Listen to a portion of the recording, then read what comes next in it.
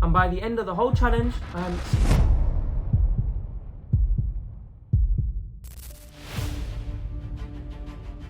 I had 73 days and 5 hours until my Prague holiday. I'm looking in now. I've got a holiday soon. I need to actually look good for it. But then suddenly, the flight is 2 weeks away and you've done 3 gym sessions, bought 1 protein yogurt, and you're now looking at a mirror and saying, oh, if I just turn a certain angle and the lighting is decent, then I'll look like this and that. And no, this wasn't what I wanted to be doing this time. Because it's Prague, lads holiday, nights out, and I'm 18, so look, you never know. My future wife, she could appear at any moment. Yeah, I know it's dark when you're thinking about marriage and things like that. It could be in Prague, it could be in Tesco. It could be at the airport while I'm half asleep holding a meal deal looking like I've just been knocked out. Hopefully she's somewhere out there. But I can't be out here looking like I've retired from life. I just needed to think, okay, fair enough, there's something there. Not just he can help me carry my shopping into the house. I mean, she wouldn't be lying, to be fair.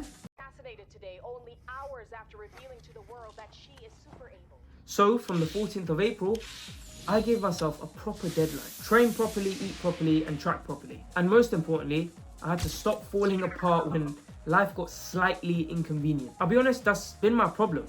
I can be on it for a bit, walking around like I've completed self-improvement. Calm down, mate. You've had 3 eggs with a bit of rice. But then you have that one messy weekend and everything just collapses. And then Monday comes and then the usual shit happens. Oh, shit. Here we go again. This challenge wasn't about getting leaner. I mean, yeah, obviously that was the goal, but it was also proving to myself that I wasn't always gonna ruin my progress. Go on, boy, go on. Don't stop, don't stop. Across the whole challenge, there were ups and downs pretty much every day. Some days the scales would like me and look good. Some days they would absolutely hate my guts. So I'm not gonna go through every day, I'm just gonna show you the highlights of the challenge. No one wants to see me eating Greek yogurt and dark chocolate and stepping on the scales half awake. I mean, if you do, then check yourself out. The challenge started on 14th of April. At the start, I can't lie, it felt very easy. Training felt good, food was fine, routine was actually clicking. I had like a good solid 1 week or 2 weeks and I felt like I'd rediscovered discipline again. Just doing my workout.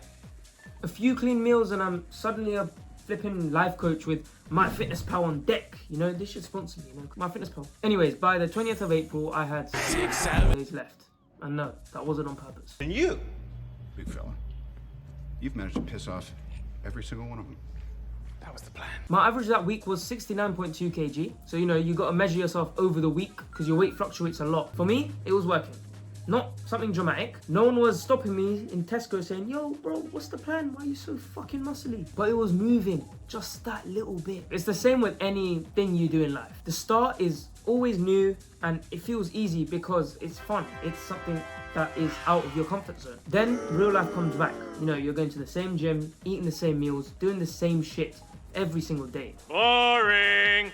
That same mirror you pose in every day starts giving you bipolar opinions. One day, it's looking at you and saying, yo, bro, you look like Superman. Come on. The next day, it's looking at you like you're Winnie the Pooh, who's fucking down in beers. So yeah, honestly, that middle bit is so boring. At that point, it's just not being an idiot 40 times a day. And you get used to that, I promise. By the 8th of May, I had 49 days left and I was down to 68.5 kilos. So now, I knew it was definitely working. One day I'd feel leaner, the next day I'd see myself in bad lighting and think, yo, what the fuck, this is a scam. But I had to stop reacting to every little thing that was going wrong. Around the 18th and 19th of May, I hit my lowest, which was 66.9 kg. I looked a bit leaner, more in shape, and I still felt strong, which was important. I wanted to be lean, but not look like I needed a sandwich or some food straight away.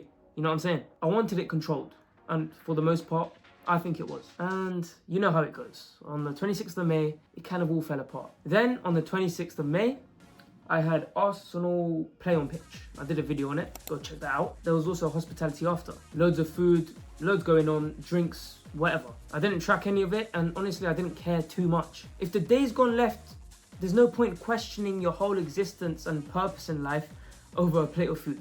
Like, come on, bro, just move on. And I say that, but then came the proper wobble. 30th of May, 31st of May, and the 1st of June. Now, don't get me wrong, this was a banging weekend. So for context, this was what I call the Arsenal weekend. The parade, the Champions League final, food, drinks, absolutely everywhere. Let's say I channeled old Rohan. I was a fat boy.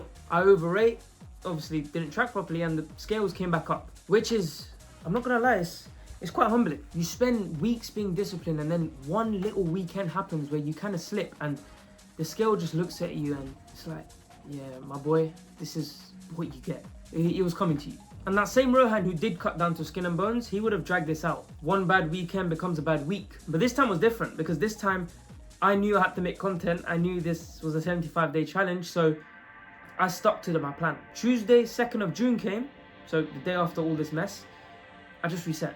Getting back on plan in that moment was bigger than the physical change, I'll be honest. Because I realized the change wasn't physical, it was more mental. I actually started handling setbacks differently. By 4th of June, I had 22 days left and I was 67.8 kg. So guess what? After all that, looking at the bigger picture, I was still fine. So progress is not as fragile as your brain makes you feel. And guess what? Then right near the end, on the 13th and 14th of June, I completely binged again. I don't know what happened to me at the end of this challenge.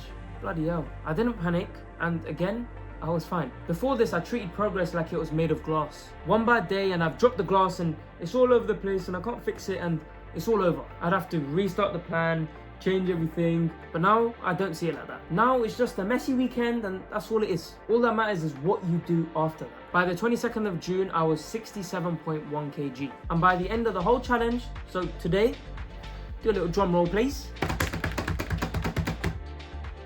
I'm 66.9 kilos. So look, I'm not gonna sit here and say that was some insane transformation. There's not gonna be a flipping TikTok edit of this. I mean, unless you want to. But in my head, I look better. I look leaner, I look sharper, I feel better. And most importantly, I didn't feel miserable doing it. There's been times where I've binged, where I've done a bit too much. But somehow we made it to the end of the 75 days in one piece. And I know as hectic as these 75 days have been, nothing will come close to these next 5 days in Prague. Because, guess what? Yo, the challenge is done now. This sensible part is over. Now, it's 5 days with the boys. Nights out, food, drinks. A lot of bad decisions, I'm not gonna lie. But I'll tell you one thing. It's gonna be a fucking amazing ride. So, without further ado, enjoy your life and move on. Let's go for it.